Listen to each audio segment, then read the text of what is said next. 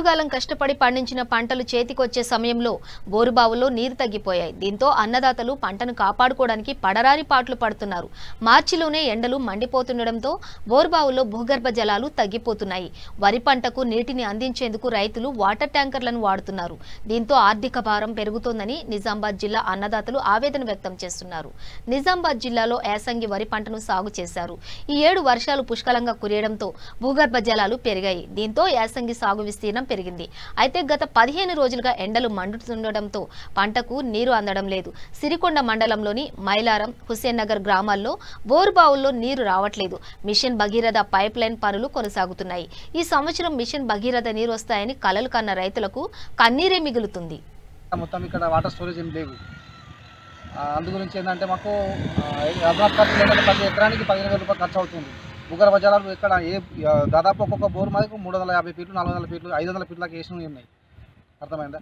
దానివల్ల ఏమవుతుందంటే మాకు ఇప్పుడు పొలాలు వేసిన పొలాలు ఇప్పుడు చాలా నోటికి వచ్చిన పొలాలు మొత్తం ఎండిపోతున్నాయి. మాకు ఇప్పుడు మీరు చూస్తున్నారు కదా, ఇదే పొలాలు మొత్తం అన్నీ. ఇది మా సమస్య. జిల్లా నిజామాబాద్ డిస్ట్రిక్ట్ మండలం సిరికొండ, గ్రామం హుస్సేన్ నగర్. ఇట్లా గ్రామం హుస్సేన్ నగర్ పొలం పడడం లేదు. మొత్తం ఎండలు కొట్టుట్లా బోర్లు ఎత్తిపోయాయి. ఇప్పుడు ట్యాంకర్ తోటి కిరాయి మాట్లాడుకొని నీళ్ళు వేరేలను పట్టుకొని నీళ్ళు కొడుతున్నాం. ఇప్పుడు చాలా ఇబ్బందిగా అవుతుంది. నైట్లో 12 గంటల నుంచి పడితే సాయంత్రం 6 గంటల దాకా కొడుతున్నాం వాటర్. పొలం రోజు 10 టిప్ల వాటర్ కొడుతున్నాము. ఈ సైడ్ వేస్తే ఆ సైడ్ పడుతుంది, ఆ సైడ్ ఈ సైడ్ పడుతుంది.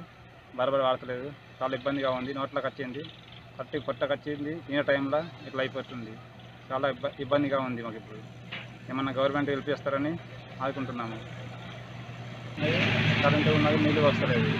చాలా ఇబ్బందిగా ఉన్నది. అది బోర్ కొత్తగా వేసినాము. 600 ఫీట్లు వేసాము. కొన్ని నీళ్ళు వచ్చినాయి, లోతులో వచ్చాయి. మోటార్ ఖర్చు డ్రిగ్ చేసిన దానికి 1,20,000 దాకా అయినాయి. మోటార్ తెచ్చిన దానికి 1,00,000 రూపాయలు అయ్యాయి. దానికి ఏం ఫలితం లేకుండా అయిపోయింది.